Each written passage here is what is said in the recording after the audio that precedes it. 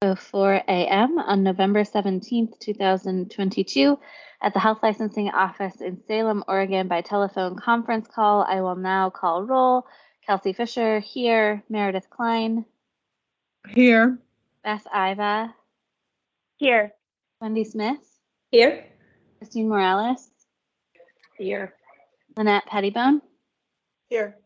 Meredith Mance. Here. Members, when you wish to speak, please state your last name for the record. Board members are asked to not use the chat feature during meetings. Public members wishing to speak must first sign in on the roster sheet available. For public members calling in on the public phone line, please email April Fleming at april.fleming@dhsoha.state.or.us and provide your first and last name. Public and interested parties' feedback may be heard during the public and interested parties' feedback period if indicated on the agenda. Everyone is asked to use appropriate language, manners, and protocols when conducting board business. The meeting is called to order. So our next up is the approval of the agenda. This is Lynette, and I have a question about the agenda. I'm wondering if it's possible to revise it to have executive session be one session instead of in and out and in and out.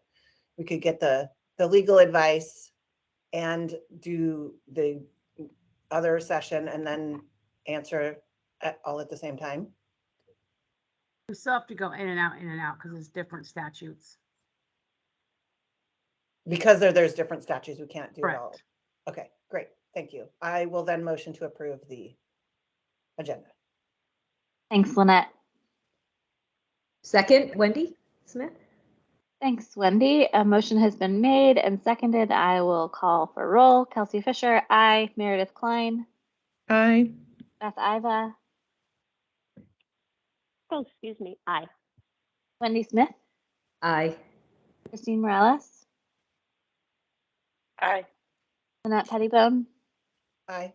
Meredith Mance. Aye. The agenda is approved. Next up is the approval of the supervisor for the case.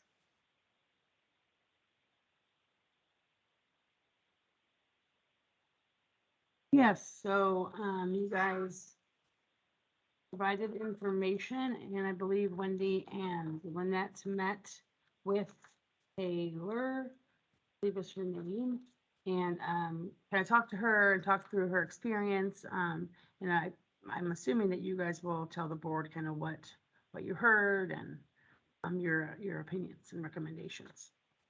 With that, I'll let you take it away. Sure. So so Lynette and I met, and I mean, summary was we both came away and I think felt very comfortable with what's her name? Taylor. Taylor. Taylor, her level of maturity, her level of ability to, work within the system where she was. I don't think either of us had I'll just speak for myself. I had no concerns around Taylor's ability to be an adequate preceptor. And I concur with Wendy's assessment.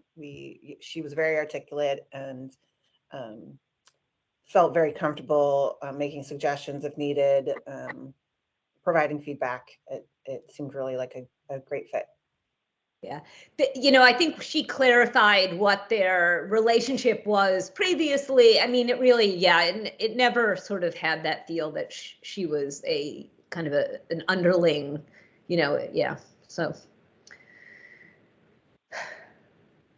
Thank you guys for doing that. That's helpful. It felt good to have done that, in my opinion, but yeah. Yeah, thank you for getting it set up. Thanks.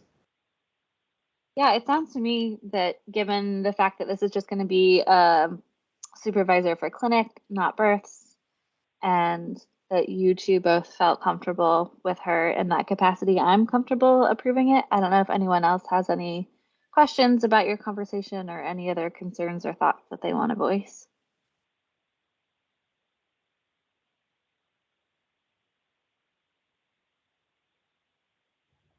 And so do we need a motion to approve her as a supervisor? Yes. Then this is Lynette Pettibone, and I move to approve Taylor, I can't remember her last name. Reiki. Reiki, as a supervisor in case number 17-8737 and 12-7039. And Lynette, can I clarify, is this just for clinicals and not for births, or is there any limitations to that? Yes, just for clinicals, not for births. That was the request. Thank you. And this is Wendy Smith, and I will second that. Great. A motion has been made and seconded to approve Taylor Reiki as a supervisor in this case. I'll call roll. Kelsey Fisher, aye. Meredith Klein, Aye. Beth Iva, Aye. Wendy Smith, Aye. Christine Morales, Aye. Lynette Pettibone, Aye. Meredith Mance. Aye. Great. Motion approved. Okay, I'll take over. Cynthia is not here today, so I'm just going to give a brief update on Legend Drugs and Devices. She was supposed to meet with them on the 10th, but they canceled it because she's gotten the, not curriculum, competencies done pretty much for all the different scope field sections, but still working on the exams. So once she gets a little farther in the examination piece, the skills exam, then they'll meet again.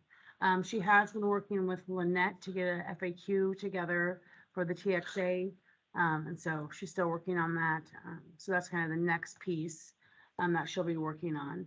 And if it's okay, I'll just run right into rules. That's okay. So I talked with Kelsey yesterday, and you guys were supposed to approve proposed rules today. I was out for 6 weeks with a broken wrist, so things did not get accomplished as I had hoped. So we're going to push that back and kind of have some options.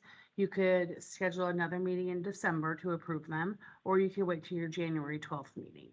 Holidays get kind of wrapped up in there, and it's not going to be, it's early in January. So I don't think it's that big, strong of a deal, as we've been working on this for, quite some time. So I recommend waiting until January. And so you guys can decide that. And then we did get from Silka Akerson, and I hope everybody was able to read it, a new peer review option proposed by the OMC, which is different than the one that the RAC reviewed in September. So with that, there's a couple options. So the first thing is that OHA requires every board to have a RAC. Every board, every section to have a RAC, unless you get an exemption. And exemptions are very rare. It would be, if it was like a fee change, and it was a fee change that only HLO could do, or changing from expired to inactive, something very simple that we could do on an exemption. So if the board wants to consider this new language, we would need to likely go back to the RAC and have the RAC look at this, because that's what you guys said is important, that you get all the feedback from the RAC. I also included all the things that they did review, and we did kind of everyone's top two, and the one that had the most traction was option 2, which was defining a testing LDM and LDM participant, and then but not doing the entity, just saying entity and leaving it at that, or removing entity altogether. Can I interrupt for a second? I don't think I have that proposal, those emails. Can someone It's confirm in that the meeting materials. this meeting, Yeah. like at the bottom of the agenda? Yeah. If you keep going down. Okay, great, thank you. Yeah, the drafts of the language starts on page 32, Lynette. Thank you. I'm going to send it to you real quick, so it's right at the top. Can't find it. I just sent it to you, Lynette. So, I mean, there's probably some discussion you guys need to have around this. The other option is keep what the RAC recommended, which you guys will find out at your next meeting. I'll have the report done and all of that. And this could become public comment during the 28-day public comment period. So, I mean, I can do either one. I can hold another rack and have them review it, or we can push this to public comment where you guys would review it at the end when we have a hearings officer report and all of the comments that you would consider. So kind of that's kind of where we are. So what would you guys like to do? Would you like to have a little discussion about it? Do you feel like it needs to go back to the rack? Do you want to put it at 28-day comment period? And are you okay with approving the rules in January?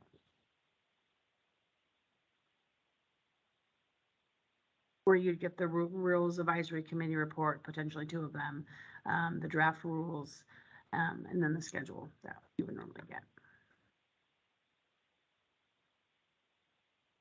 You know, I don't have either.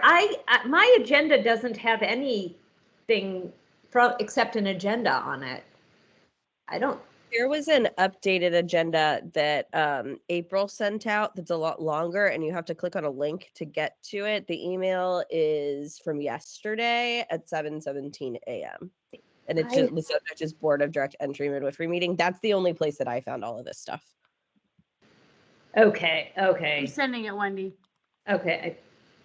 No, I see it. I have it now. I'm sorry. I only It was kind of buried. Okay. Sorry about that. I was out yesterday.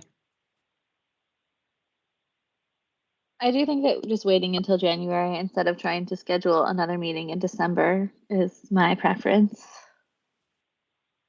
This is I Beth. agree. It's I also agree hard with to get that. people Thanks, together in Kelsey. December. And then about the comment, I mean, I would have to schedule, a couple things. If we did schedule another rack, we have holidays, so we might push that January out. I don't know. It would just depend on if I could get a rack in time, get all the rack members together. Otherwise, I don't know how you want me to proceed. Yeah, I think that given that our task is to improve public safety, it feels like peer review is a really important part of that. And so I think it's essential that our peer review is useful and that the rule is clear. So I think if we want to consider the OMC, the new version, which I do, it seems pretty straightforward, that I would like that to go back to the rack. Okay.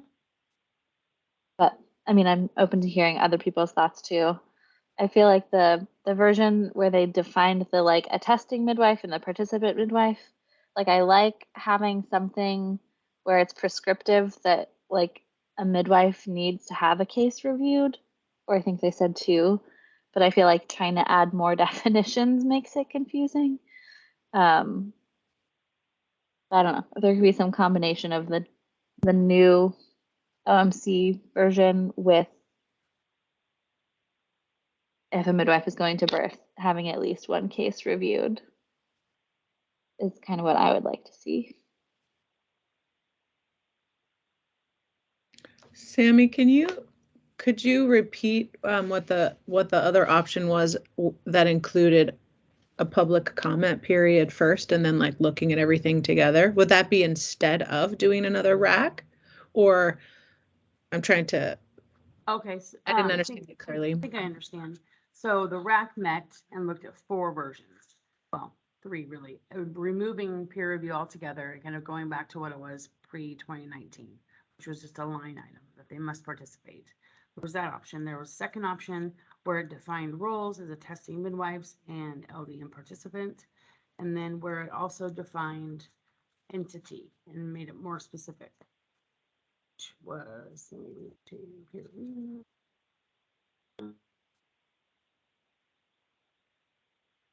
At least one of the peer review sessions discussed in 3 of this rule must be conducted by an entity. The entity must meet the membership requirements of A, B, and C.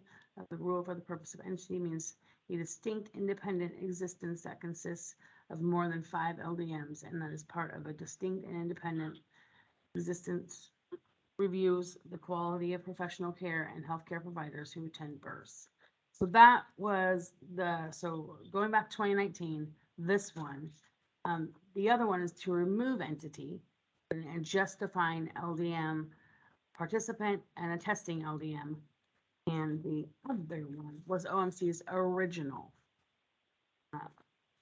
which was kind of a scaled, basically where they just add a midwifery under for at least one of the peer review sessions discussed in subsection 3 of this rule must be conducted through a midwifery peer review organization or midwifery quality improvement organization that maintains a charter and standards for peer review.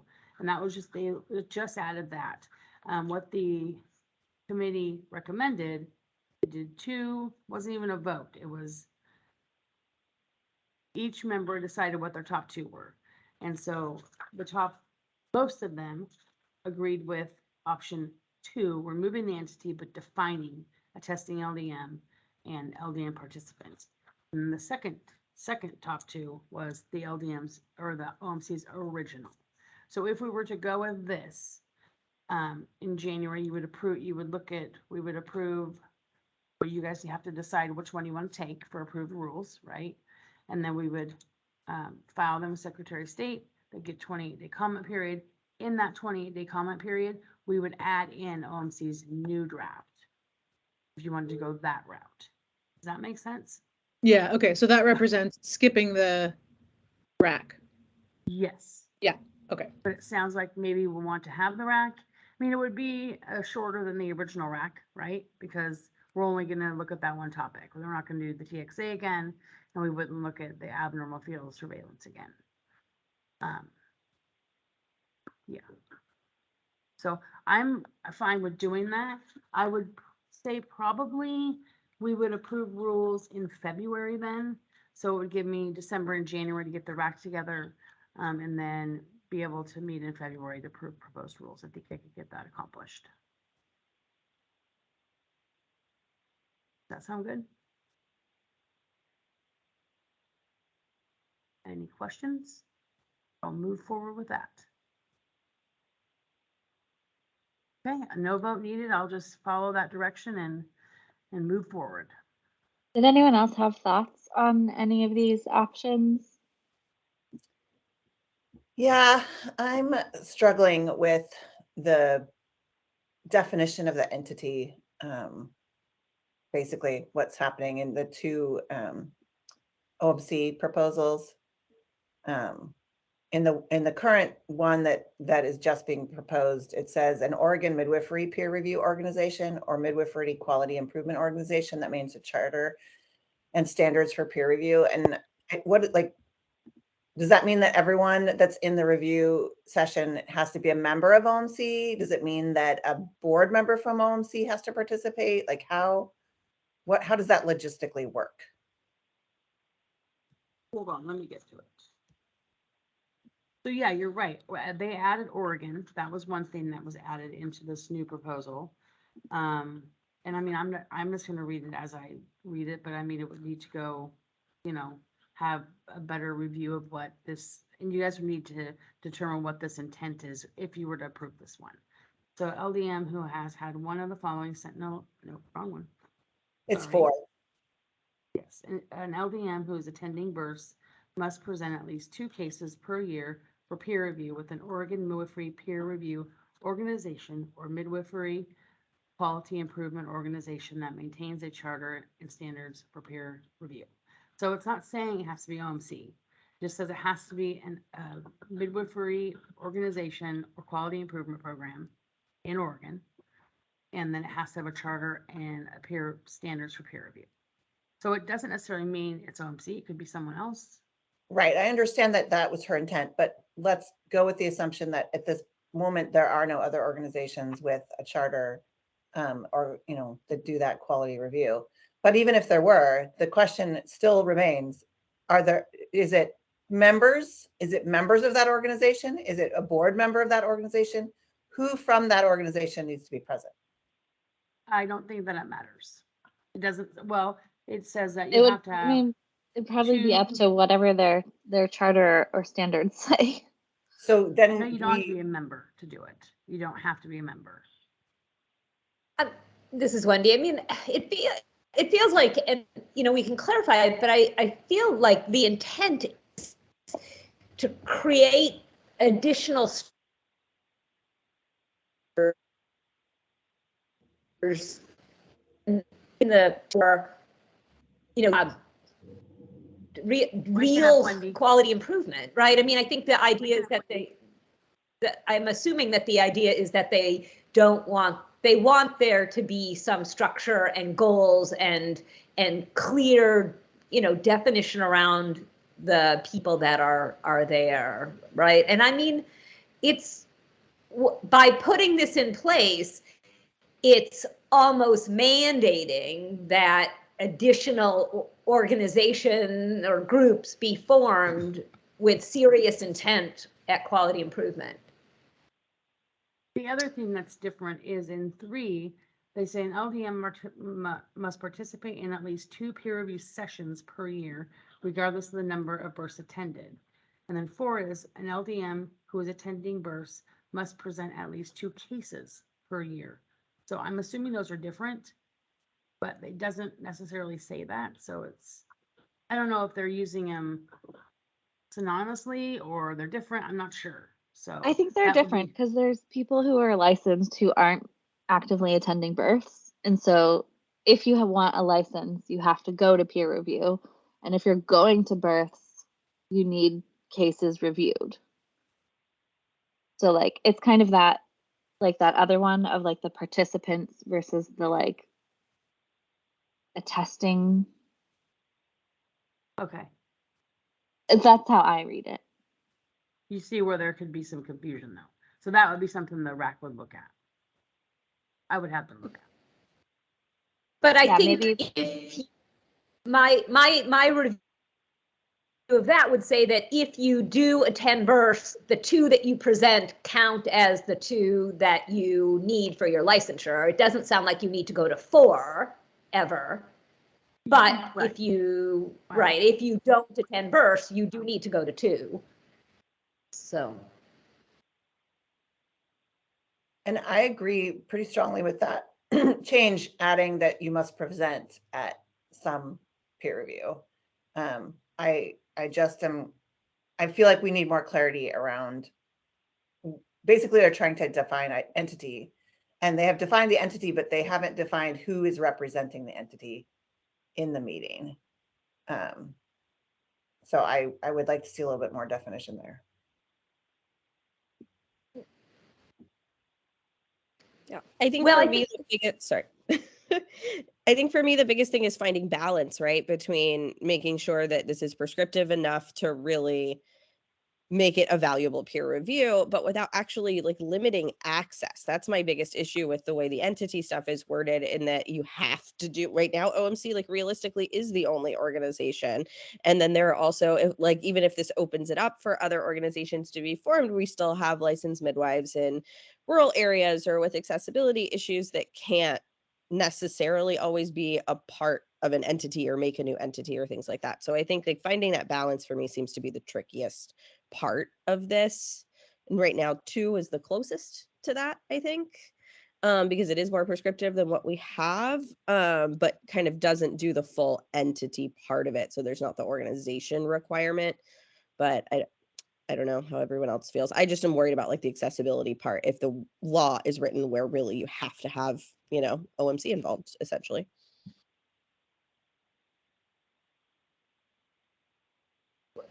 I mean, it does not say it has to be in person. It does not say it has to be OMC. It is, to me, it's really encouraging. Well, I said it already. I mean, it's encouraging an entity that has a mission and a goal and you know, member. I don't know what a charter entails. Maybe Heather can let us know, but I think, you know, it certainly can't be exclusive, but it has to have some structure to it. And I mean, I don't know. I think it's allowing for alternative from OMC that still has mission, goals, structure, and potential for membership. So I don't know. I mean, I agree. I hate prescribing where it has to be, but I do think this has to be taken. I guess that's the other question is, do we have to approve this entity, or at least they have to be able to show us that this entity has this charter and mission and, you know, goal? I don't know. Yeah, I mean, Um, the way it's written now, it wouldn't have to be board approved, but that is something we could probably add if we wanted to, and then the HLO could have a list of board approved organizations. It's another step for us, and then it's up to us to decide who qualifies, so that's another barrier.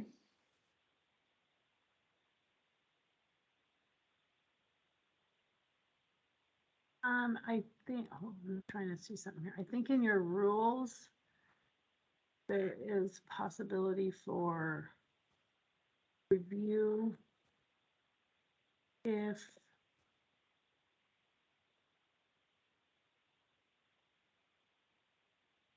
okay.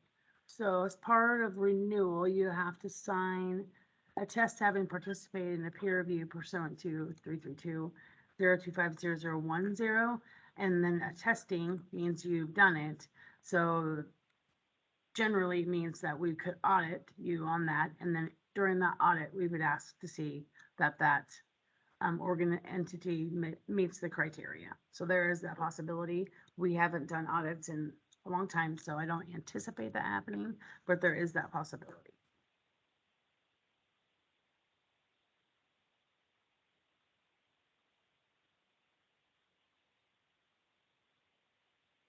And I've kind of written a list of all the concerns and things you want to have reviewed that I will post to the RAC. And I'll make sure that they get this recording so that they can listen to your discussion before they meet.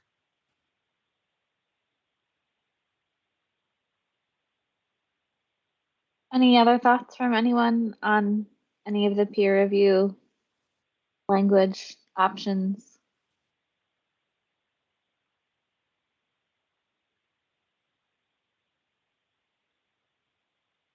Okay. Public interested parties feedback. What do we have to do? Unmute or something? You want me to ask? Oh, yeah, you ask. I'm sorry. Is there anybody that wants to make public comment? Yes, this is Silka. Can you guys hear Silka? Oh, do you want me to read the thing What? first? Oh, we need to read the public interest party script. Hold on, Silka. Sorry. At this time, the Board of Direct Entry Midwifery will hear public and interested parties' feedback. Members of the public, please wait until you have been recognized. Once recognized, please state your name and affiliation to the board for the record.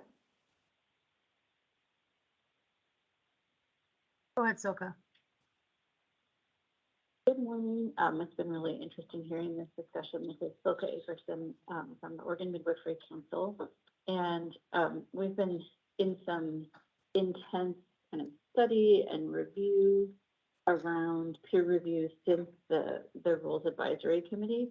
And the thing that I really want to emphasize is that I believe that our peer review rule is our most essential rule, apart from the qualifications to be licensed and the requirement for continuing education. Peer review is the absolute and total backbone of quality assurance and quality improvement in our state. And we have some significant problems with having full LDM participation in peer review, and I don't just mean full participation in OMC peer review, which is not my goal and is not OMC's goal. I mean simple participation in peer review, and I think it's really, really important that the board look at having a rule that supports strong, consistent peer review that is oriented towards feedback, towards quality improvement, as an essential safeguard for people being served by midwives in our state. I was extremely alarmed to hear the testimony in the RAC from Hameen Hayes Klein, the lawyer who was there representing the Oregon Oregon Association of Birth Centers, suggesting that we do away with all or some peer review requirements, because I have intimate knowledge of how much we struggle even within our current peer review requirements. And we've currently been doing a lot of polling of members and non-midwife members about non-midwives who are not OMC members about peer review needs and what's working and what's not working.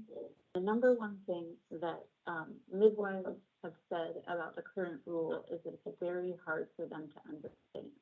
Very hard for them to understand how to meet the requirement, what an entity is, who they can do a review with. And so I think the number one thing is using plain language, and instead of just if there is an entity, instead of referring back to a previous line about the entity anytime an entity is required, using the same full language defining what it is each time that it's referred.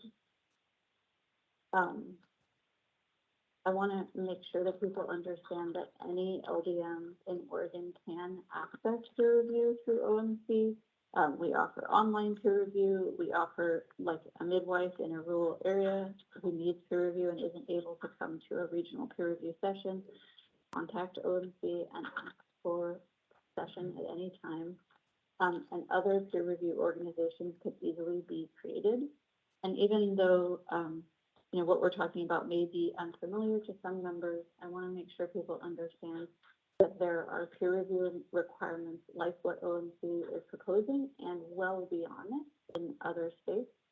For example, Washington State, their statute requires peer review with a Washington State quality management program. And the details of the peer review requirements aren't outlined in the statute. They're outlined by each one of those quality management programs. For example, the Midwives Association of Washington State has one, which is OMC's equivalent, as one of the quality management programs in Washington. And then they have details of that people need to review 5 cases every 2 years in a specific format with moms. And LDMs could, you know, review with another organization such as Palm in Washington. I know that the Oregon Association of Birth Centers is looking at forming their own peer review organization, and OMC has shared with them our charter and our guidelines, and we would happily share with any organization our charter and guidelines. It wouldn't be a complex thing for another body to be created. But I would, I'm not sure how to fully convey the weight of my comment about my concern about removing an entity. We had in Oregon a perinatal mortality rate in 2012, 2013, and 2014 that was, you know, 3 times higher than what we would like to see. That means 3 times more babies were dying in Oregon than we would expect for home birth and birth center birth. And we worked so hard to create a quality improvement program to turn that around. And we did turn that around, and we are beyond our goal. We are actually, you know, on par with the Netherlands and Canada and the UK in terms of our outcomes for babies for LDMs in Oregon currently. And I really need you to understand that 90% of what we were able to do in that quality improvement program was from what we learned in peer review. It is how we learned of every single pattern of concerning behavior, every single thing where we realized that there were needs for continuing education. I could go on and on about that, and I can't emphasize how also almost every single concern that we have had about a midwife practicing outside of community standards in a way that compromises safety or informed choice for families involves someone who is not participating in peer review and avoiding the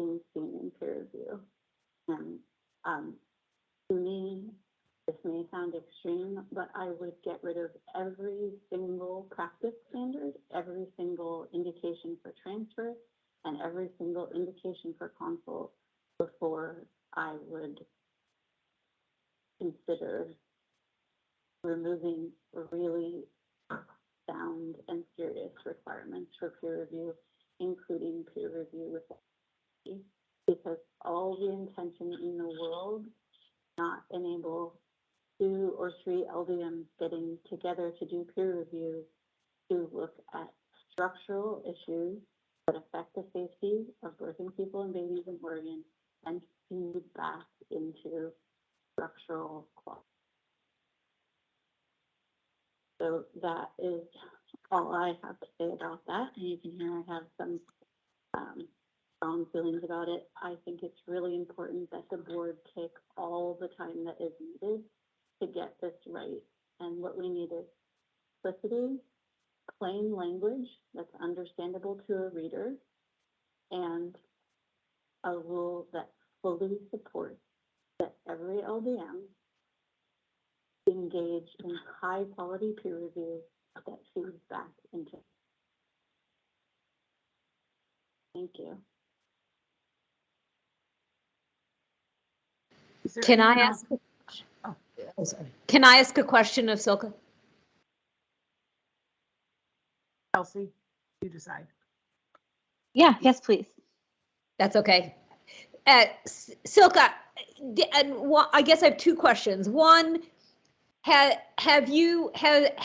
your rewrite been kind of vetted through the community? So, I mean, so that you feel very confident that what your intent is in this rewrite is fully understood by the community? That's a great question. So that rewrite, and the intention of that rewrite comes out of several regional peer review meetings and has been vetted by everyone on the OMC board, which includes each of the regional representatives who should be representing their region. I can't 100% guarantee that it is going to be clear to everyone. And I think that's something that OMC would be happy to do in the interim, is do a poll, like, send out a draft and people if this is clear.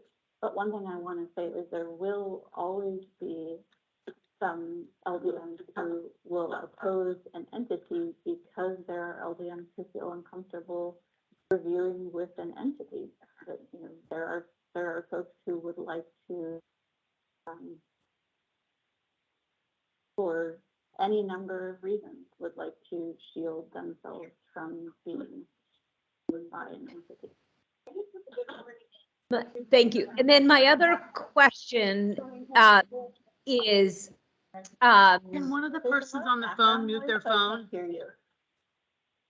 I think someone on the phone needs to mute their phone.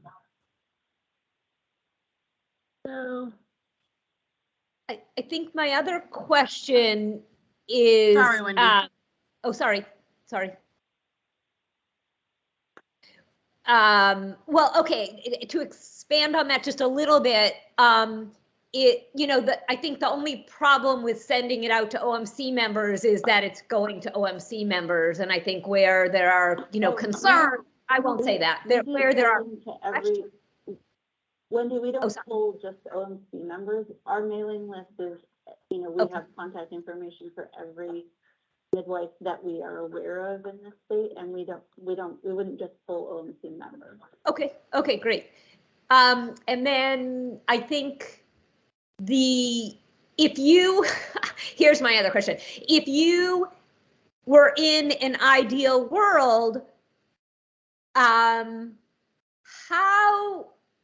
how do these groups sort of get information about, or how do these groups set up the perfect charter, and how many would you see around the state? I mean, I'm just trying to understand kind of the logistics of having kind of entities set up in this way.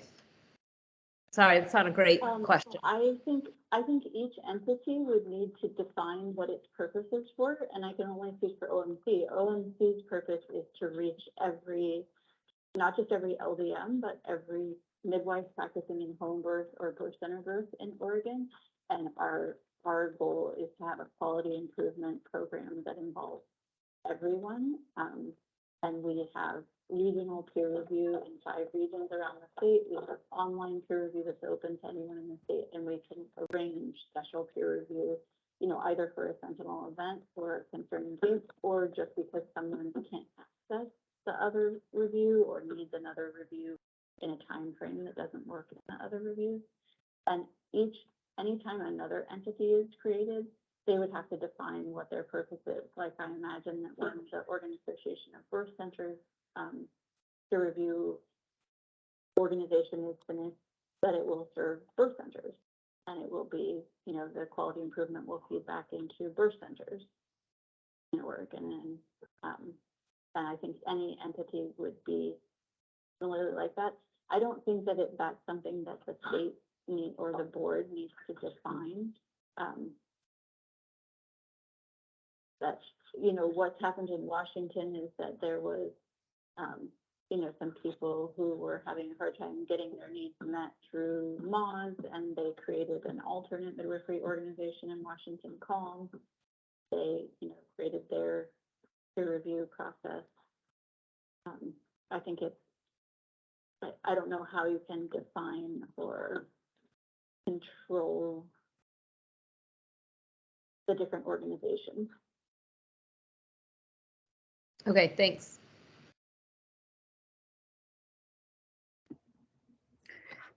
It might be helpful. I guess I would want to know if it seems useful. It would be some labor to send out a poll. So I want to know if that's something that's actually wanted or needed before doing that. I think my best guess is that if we sent out a poll, we would get some feedback about the clarity of the language, but a lot of what we would get is people's different feelings about peer review. And I want to say peer review is vulnerable for everyone, and being seen in the care that we've given, especially if there are concerns about the care that we've given, is vulnerable for everyone. It's vulnerable for midwives, it's vulnerable for obstetricians, it's vulnerable for nurse midwives in the hospital, and it's just, part of what it means to have this job where we have people's lives in our hands. Thank you, Silka. This is Lynette, and I would kind of like to suggest 2 things. One, that I don't think the board in general is considering removing peer review from the requirement. I know specifically that would be something I would also be opposed to. And I'm sorry, I can't hear you. There's kind of like a noise happening. Somebody else on the phone is not muted, and I can't mute them. So I've asked. Hello, second person on the phone. Maybe what's their Mute. phone number, Tammy? Nate. What's the phone number of the person on the phone besides Silka? Can you mute that person? There's another person on the phone, right? 2 people? Well, someone's not muted. Oh, whoever you just muted, that worked. Okay, now Lynette, I can probably hear you. Perfect. Nate Okay, muted great. I just want to say that I know personally I am not comfortable eliminating the peer review requirement either, and I don't necessarily think anyone on the board would support that. So I'd like to put your mind at ease a bit about that. But I do think it would be helpful if OMC could provide the board with the current language around peer review in their charter, so that we would have some understanding of what that would look like if we use that language. I personally am not clear on the current proposed rule that you just sent.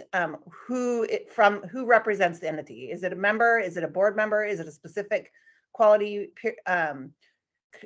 management committee? Who has to be there at this peer review? And I'm hoping that the OMC charter would help clarify that.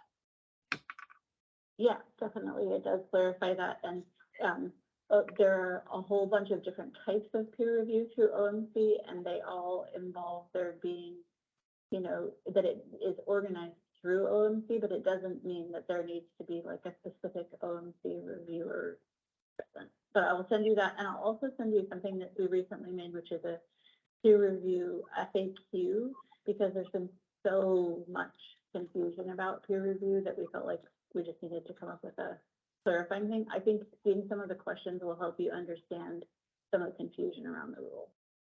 Okay, if you can send that to me, I'll send it to them, Yeah. and then I'll also link you guys to the original RAC meeting to hear that discussion. But probably the best mechanism to get what other LDMs or what works for them is once the board actually proposes a rule. Otherwise, it's Yeah. so, and then at that point we'd get 28 days of comment. And I would reach out to OMC and all the licensed midwives and all the stakeholders. Otherwise, Yeah. you're potentially looking at having them look at 4 or 5 different options. And we want them to really look at what you guys have proposed. But this has been great information for me to take away for the RAC. Excellent. And Sammy, can I ask one clarifying question about the RAC? Yes. Would this subsequent, if there is a second RAC, and I know that I wasn't tracking whether that's fully been decided or not, but if there was a subsequent RAC, there would be an invitation for participants that was fresh again, not just inviting the same people in the previous RAC, correct? No, it would be the same people. Okay, well then I'll have one last public comment and I'll let it go, which is that I think if there's another RAC, it should be publicized again, because I think there were a lot of people where this, for whatever reason, wasn't on the radar, who I think would be really important for a RAC. And like, I'd like the opportunity for, if there is another RAC, for more people to be included. And you guys can give me that direction and I'll put it back out. It may extend if I, have to get it out, wait for people to comment. So it might, just know that it could extend, it would likely extend the process. But it sounds like we want to get it right, so. Yeah, And I this don't is have a Kelsey. sense of whether there should be another RAC or not, just saying that part of if there is. Yes, we are going to have another RAC. All right, I'm gonna mute myself now. Thanks for hearing me, and also just thank you for putting, care and intention into this. I think it's, basically one of our top 3 most essential LDM rules. So thank you for putting care and time into it. Thank you, Silka. Do you guys want me to go out and put it out for notice again? The same people can apply, so it would, the same information going out. I mean, I think that robust participation in Iraq is important for our rules, especially with the new legislation about RACs. Didn't we already define though who we needed participating in this RAC and give direction on who to recruit? Yes, and I did that, but it sounds like I would do it again with those same people in mind, just to see if I could get more people. I don't know that I agree. I feel like that we've already gone through that once, and I think it's just time consuming and not necessary, but that's just my opinion. Anyone else have thoughts about inviting more people to participate in this RAC? I'm not sure. I think it's necessary either. Can you tell us like who was on it? Like how many people, like how many of the people we were hoping to get on it we actually had on it? I will tell you who was on it.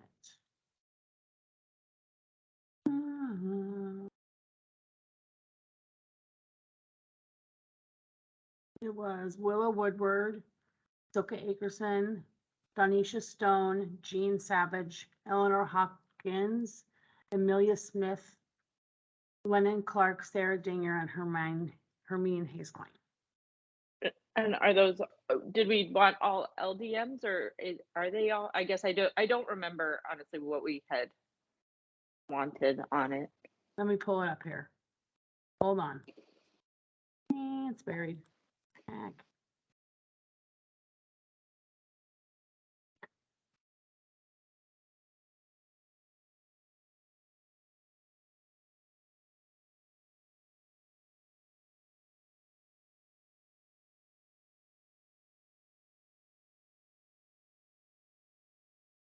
I'm looking for something. I had it all mapped out here.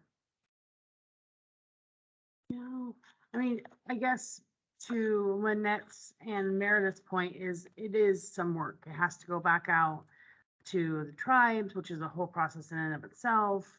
You know, we have to do a press release through OHA to try to get, so we did do quite a bit, and that's actually how I got Danisha. She's actually a public member. Why am I not finding this very important information? I mean, I agree with what Kelsey said, that we want to have a lot of participation in it, but it also sounds like we have a lot of participation in it. So I don't know. I mean, I guess I don't have strong feelings one way or the other, since we have, it sounds like quite a few people on the rack already.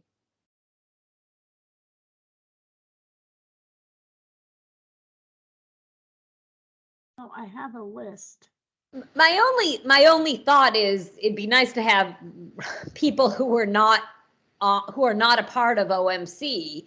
I mean, I just think that that's sort of the factor that keeps, you know, getting everyone stuck, is just that we want to make sure that everybody understands and, you know, has the capacity to do it through another entity if that's their choice, right? I mean, I don't know.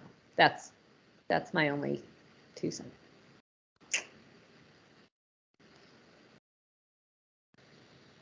I mean, I'm pretty familiar with OMC, and not all of the names on that list are associated with OMC. And I think in particular, Hermine represents the Birth Center Association, which it sounds like they're making their own thing. So I think that there is that diversity, at least.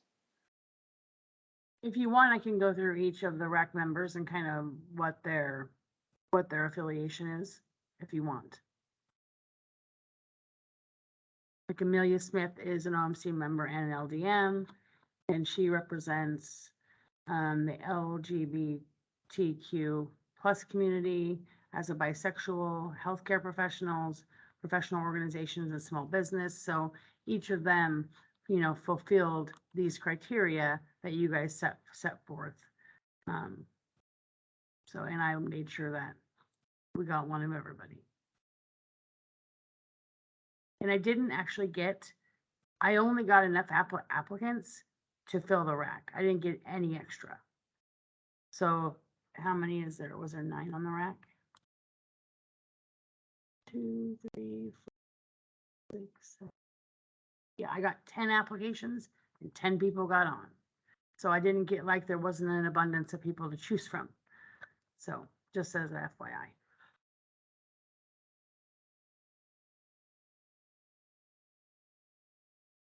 I mean, I think it makes sense what Meredith and Lynette were saying, that it's a lot more effort and time to try to put a new rack together. And it sounds like we are representing all the communities that we wanted to. And there is always public comment period for other people's feedback. So I think it seems okay to stick with the rack the way it is.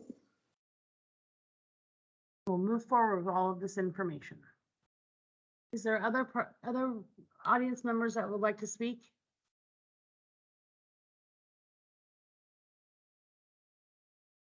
Anyone? Doesn't sound like it. Hi, Oh, hello. go ahead. Sorry, can you hear me? Hi, this is Carrie Duncan. I am midwife director at Underwood Barber Center. I just want to make a comment towards the rack thing. I was actually at birth when it was happening, but I had it listening in the background. I know Hermine is supposed to represent the interests of the birth centers, but also Hermine is not a clinical provider at a birth center. So I don't know that I necessarily feel represented by her participation in as a non-clinical person. Just throwing it out there in case you all were considering inviting other members to the RAC. And this is Lynette, is Willow Woodward not a birth center owner? Yes. That's what I thought. And I think it's Not important, familiar. based on House Bill 2993, that we do get, varying opinions, and Hermine actually represents the public, and she would represent birthing centers, so she's kind of got a dual role. And I mean, at the end of the day, we want to have, all the opinions on the table so the board gets to hear everything. That's the goal. But the majority of members were LDMs. Should note that.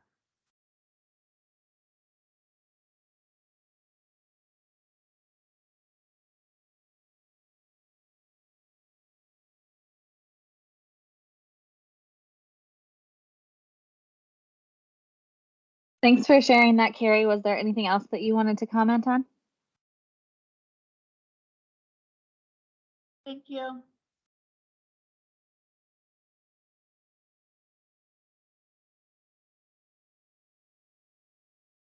Well, if that is all the public comment, time for executive session. Yep. All right. The Board of Direct Entry Midwifery will now meet in executive session pursuant to ORS 192.6602F, ORS 192.3559A, and ORS 40.225 for the purpose of considering information exempt from public disclosure at 9:01 a.m. on November 17th, 2022. Representatives of the news media shall be allowed to attend the executive session by conference call and will be provided further call-in instructions shortly. The public phone line will be muted for the duration of the executive session. Are there any representatives of the news media on the public phone? No. Recognizing there's no news media in attendance, the public phone line will be muted for the duration of executive session. We will return to open session before taking any final action or making any final decisions. It is estimated that the board will return to public session at, well, I don't actually know what time. 9:15. 9:15 a.m. Please be aware that it is possible that the board's executive session will last longer than 9:15 a.m. If the public has any questions about whether the board is still in executive session, then the public can contact April Fleming at april.fleming@dhsoha.state.or.us. We are now in executive session. Your phone is now muted. To unmute.